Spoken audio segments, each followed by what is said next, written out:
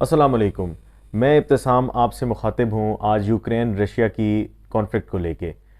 Conflict पर बात करने से पहले हम यूक्रेन के प्रेसिडेंट व्लादिमीर ज़ेलेंस्की का ये बयान सुन लेते हैं जिसमें वो नेटो को कुछ गिला सा दे रहे हैं। तो पहले इस बयान की तरफ आते हैं। Я запитав сьогодні у 27 лідерів Європи, чи буде Україна в НАТО. Запитав прямо. Всі бояться, не відповідають, а ми не боїмось. Ми не боїмось нічого. Не боїмось, захищаючи нашу державу. Ми не боїмось Росії. Ми не боїмось говорити з Росією. Ми залишаємось наодинці у захисті нашої держави. Хто готовий воювати разом з нами? Чесно, не бачу таких. Хто готовий дати Україні гарантію вступу до НАТО? Чесно, всі бояться. व्लादिमीर ज़ेलेंस्की इस टाइम यूक्रेन के प्रेसिडेंट हैं और पॉपुलर प्रेसिडेंट भी हैं। बहुत बड़ी आवाम इनकी सपोर्टर है। और यूक्रेन पर बात करें तो यूक्रेन ने 1991 में आज़ादी हासिल की और ये उन्हीं सेंटिमेंट्स में आज़ादी थी जब रशिया टूट रहा था तो बहुत सारी रियासतें बन गई। तो उसी असना में एक मुल्क आज़ाद मुल्क यूक्रेन भी बना। यूक्रेन की इनिशियल गवर्नमेंट जो थी वो प्रो रशियन थी और फिर वक्त गुज़रा, कुछ एंटी रशियन फोर्सेस ने पॉलिटिकल अपने कदम जमाने शुरू कर दिए और शिकस्त हुई प्रो रशियन लोगों को। वक्त फिर बदला, 2010 में फिर से pro Russian candidate presidential election जीत गए और उन्होंने हुकूमत की। ये वो यूक्रेन का कुछ कहा जाए कि बदतरीन दौर था, तो इसमें कोई शक नहीं होगा। और 2014 में उन्हीं को जब उनकी यूक्रेन की पार्लियामेंट ने आउट कर दिया, उनको शिकस्त का सामना हुआ, तो जो प्रेसिडेंट थे उस वक्त के, जो प्रो रशियन प्रेसिडेंट थे, उनको रशिया छोड़ के जाना पड़ा और वो प्रेसिडेंट थे यांकोविच के जाते ही रशिया को एक बहुत बड़ा धचका महसूस हुआ और रशिया ने अपनी एक मिलिट्री एक्सरसाइज की और अपनी पावर्स को यूटिलाइज़ करते हुए यूक्रेन का जो इलाका, क्रीमिया का जो इलाका था, उसको मुतनाज़ा इलाका करार दिया और अपनी वहाँ पर फोर्सेस को वहाँ पर ले गया। और ना सिर्फ अपनी फोर्सेस को लेके गया बल्कि इसके साथ ही यूक्रेन के और इलाकों में भी चढ़ाई कर दी, जिनमें से दोनबास का जो रीजन है जिस पर अभी भी लड़ाई जारी है, वो एक काबिल ज़िक्र रहेगा क्योंकि यहाँ पर प्रो रशियन लोगों की तादाद ज़्यादा थी। यूक्रेन की हुकूमती मुखालिफ इलाका था और बॉर्डर भी इसका रशिया के साथ है, कल्चरल एस्पेक्ट भी इनके सेम थे। तो यहाँ पर यूक्रेन की गवर्नमेंट को काफ़ी मुश्किलात का सामना रहा। इवेंचुअली यहाँ पर यूक्रेन की हुकूमत ने मिलिट्री पावर्स को इस्तेमाल करते हुए और किसी हद तक पॉलिटिकल डायलॉग करते हुए इस जो एक इंसर्जेंसी थी इसको कंट्रोल किया और कंट्रोल करने के बाद दोबारा से यहाँ पर अमन हो गया। लेकिन वक्त के साथ साथ यूक्रेन जो था वो इस दबाव में था आवाम की तरफ से कि यूरोपियन यूनियन का पार्ट बना जाए, नाटो का पार्ट बना जाए। तो इसी सिलसिले में जब यूक्रेन की गवर्नमेंट ने नाटो का पार्ट बनने की कोशिश की तो रशिया ने इसके साथ ही फरवरी में अभी चढ़ाई कर दी है यूक्रेन पर और यूक्रेन की फ़ौज बिल्कुल पसपाई का शिकार है। तो इसमें कुछ गलत ना होगा क्योंकि यूक्रेन जो है उसके कैपिटल सिटी तक इस टाइम रशियन फोर्सेस आ चुकी हैं और यूक्रेन की फ़ौज को 3 तरह की फोर्सेस का इस टाइम सामना करना पड़ा है, बल्कि 4 तरह की फोर्सेस का सामना करना पड़ा है।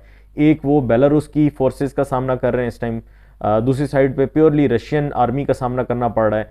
तीसरा जो यूक्रेन के अंदर जो बागी हैं या रिबेलियन फोर्सेस हैं, या अगर रशियन साइड का पॉइंट ऑफ व्यू लिया जाए तो वो फ्रीडम फाइटर्स हैं। और तीसरी साइड पर चेचनिया की साइड से भी 10,000 का एक लश्कर है जो कि चढ़ाई कर चुका है यूक्रेन पे। तो यूक्रेन की इस टाइम पोजीशन जो है वो काफ़ी गंभीर है। तो इसके साथ ही जब इत्तेहादी अब हक्का बक्का तो हैं, लेकिन उनके पास भी एक स्ट्रैटेजी है और वो स्ट्रैटेजी ये है कि वो सैंक्शंस इम्पोज करना शुरू कर देंगे रशिया पर। और रशिया पर सैंक्शंस जो हैं वो तरह तरह की हैं, जिसमें सबसे काबिल ज़िक्र स्विफ्ट का पेमेंट सिस्टम जो है उसके अंदर से इसकी रिमूवल की बात की जा रही है। सेमीकंडक्टर चिप जो हैं वो कोशिश की जा रही है कि रशिया को सप्लाई ना की जाए। अलर्ज़ ये कि जो भी तरीका रशिया को नुकसान पहुँचाने का है इस टाइम उस पर बात की जा रही है। और इसके अलावा लेटेस्ट अपडेट ये है कि अमेरिका और अलाइड फोर्सेस जितनी भी हैं वो इस टाइम एम्यूनेशन की बहुत बड़ी जो है वो खेप पहुंचा रही हैं यूक्रेन को, ताकि यूक्रेन की फोर्सेस के पास असले की कमी ना रहे। और यहाँ ये बात भी काबिल ज़िक्र है कि यूक्रेन के जो लोग हैं वो भी असला लेके, यूक्रेन के प्रेसिडेंट जो हैं व्लादिमीर ज़ेलेंस्की ये खुद मौजूद हैं अपने फोर्सेस के साथ अपने शहर में। इनको अमेरिका ने ऑफ़र की कि ये भाग जाएं, लेकिन इन्होंने अशरफ गनी वाला रास्ता चूज़ नहीं किया, बल्कि इन्होंने सोचा कि क्यों ना अपने शहर में अपने मुल्क के लोगों के साथ रहते हुए, अपनी फ़ौज के साथ रहते हुए इस जद्दोजहद को या इस आज़ादी की जंग को जारी रखा जाए। क्योंकि यहाँ इस बात से तो कोई डिनाइल नहीं दे सकता कि जो यूक्रेन है वो एक इंडिपेंडेंट मुल्क है, एक आज़ाद मुल्क है। तो आज़ाद मुल्क के तौर पर उनका ये राइट बनता है कि वो अपना दिफा कर सकें। अलर्ज़ ये कि रशिया ये कहता है कि ये मुतनाज़ा इलाके हैं और इन इलाकों में जो बसने वाले लोग हैं वो अलहदगी चाहते हैं और उनका आज़ादी उनका हक है। लेकिन यूक्रेन का पॉइंट ऑफ व्यू ये है कि ये आज़ादी उस सूरत में होती जब ये यूक्रेन का पार्ट ना होता या ये डिस्प्यूटेड टेरिटरीज़ होती। ना ये डिस्प्यूटेड टेरिटरीज़ हैं और ना ये रशियन पार्ट हैं, तो ये प्योरली यूक्रेन की एरियाज़ को इन्वेड किया जा रहा है। कंक्लूड मैं इस बात पर करूँगा तमाम बात को कि क्या होगा आगे, रशिया क्या चाहता है। क्योंकि रशियन इकोनॉमी को अगर मैं देखूं तो मैं ये बात काफ़ी इस बारे में मैं काफ़ी कॉन्फिडेंट हूँ कि रशिया यहाँ पर अपनी फोर्सेस को बहुत ज़्यादा अरसे तक नहीं रखेगा। और इसकी एक वजह यह भी है कि जो अमेरिका को अफ़गानिस्तान में हज़ीमत का सामना करना पड़ा, उससे सबक हासिल किया और रशिया ये नहीं चाहेगा कि वो अपनी प्रॉपर फोर्सेस को यूक्रेन के अंदर डिप्लॉय रखे। और वैसे भी सिविलियन आबादी से आप कब तक लड़ सकते हैं। तो रशिया की कोशिश यही होगी कि 2014 में जो सेटअप हटाया गया था वैसे ही कोई पपेट हुक्मरान उनकी जगह पर यहाँ पर हुकूमत करे। और इसी सिलसिले में रशियन गवर्नमेंट ने कल यूक्रेन की आर्मी को ये कहा कि आप जो हैं वो टॉपल कर दें इस गवर्नमेंट को और हमारे साथ आ जाएं और हमारे के हथियार डाल दें, ताकि ये जो जुल्म का ये साम्राज्य निज़ाम है इसको ख़त्म कर दें। अब ये निज़ाम जुल्म का है या वो फ्रीडम फाइट है, ये तो बड़ा क्लियरली इससे नज़र आ रहा है। तो फ्रीडम की फ़ाइट है मेरी नज़र में, क्योंकि ये उनके मुल्क के ऊपर हमला है और फुल ताकत के साथ हमला है। और यहाँ पर ताकतवर जो है वो जो कमज़ोर के ऊपर गालिब आता हुआ नज़र आ रहा है। और होगा यही कि कुछ अरसे बाद आपको नज़र आएंगे कि ये लीडर्स आपस में हाथ भी मिलाएंगे, गले भी मिलेंगे, लेकिन वो माँ अपने बेटे का इंतज़ार करती रहेगी जो अपने मुल्क का दिफा के लिए लड़ रहा था या दूसरी साइड से इन्वेड करने के लिए आया था। और वो बच्चे अपने बाप को तलाश करते रहेंगे जो इस जंग में मारे जाएंगे। तो जंग इंसानों के लिए अमूमन नुकसान के साथ ही कुछ ना कुछ इसका फ़ायदा नहीं होता, बल्कि इसका प्योरली नुकसान ही है। तो ये एक पर्सपेक्टिव मेरा है कि आने वाले दिनों में रशिया के अंदर जो फोर्सेस हैं वो ये चाहती हैं यूक्रेन में उनकी हिमायत याफ्ता हुकूमत रहे। और इसके जो कॉन्सिक्वेंसेज हैं वो आपको हायर कमोडिटी प्राइसेस की सूरत में नज़र आएंगे, क्योंकि ग्रेन्स जो हैं वो सबसे ज़्यादा बड़ा एक्सपोर्टर यूक्रेन है पूरी दुनिया में। और ऑयल और गैस का, यूरोप की गैस का जो सप्लायर है वो रशिया है और उसकी पाइपलाइंस भी इसी रास्ते से गुजरती हैं, यूक्रेन के रास्ते से।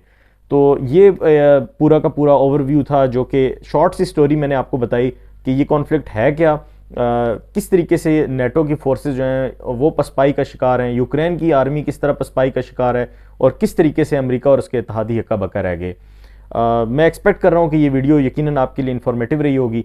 तो अगर आपने चैनल को सब्सक्राइब नहीं किया तो चैनल के सब्सक्राइब के बटन पे क्लिक कर दें ताकि आने वाली वीडियोस को देख सकें। और ये वीडियो पसंद आई है तो कमेंट सेक्शन में लाजमी बताइएगा कि आप क्या समझते हैं कि यूक्रेन के अंदर कैसा सेटअप होने जा रहा है, और वीडियो को शेयर भी करें। मेरा ख्याल है कि ये इन्फॉर्मेशन काफ़ी यूज़फुल होगी आपके लिए। वीडियो देखने का बहुत शुक्रिया। Thank you very much. अल्लाह हाफ़िज़।